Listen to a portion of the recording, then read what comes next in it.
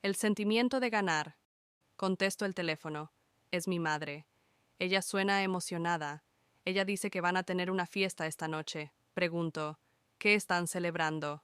El premio de 250.000, ella dice. Pregunto, ¿cómo? Ella responde, en un tiquete de raspadito. 250.000. No puedo creerlo. Mi madre nunca gana nada. Estoy feliz por ella, pero también estoy celoso. Yo necesito 250.000. Voy a la casa de mis padres. Hay casi 30 personas allí.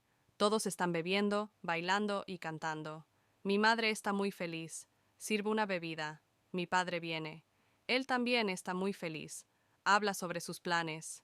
En primer lugar, él se retirará. En segundo lugar, ellos se van de vacaciones. Puedo ver que ambos están muy emocionados. Mi madre llama la atención de todos. Ella da un discurso y dice gracias a todos. Ella anuncia el premio. Todos aplauden y festejan. La fiesta continúa hasta tarde. Yo pregunto a mi mamá, ¿puedo ver el tiquete? Yo voy con ella a la habitación. Ella tiene el tiquete escondido en una almohada. Yo miro el tiquete de raspadito. Yo no veo tres símbolos iguales. Yo miro el tiquete una y otra vez, pero aún es lo mismo. Yo digo, este tiquete no es ganador. Ella responde, sí, mira aquí. Ella señala donde dice, premio, 250.000. Yo explico que ella necesita tres símbolos iguales. Su humor cambia completamente. No hay risas ni sonrisas.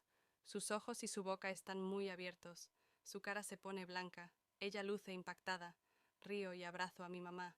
Despacio ella dice, creo que necesito otra bebida.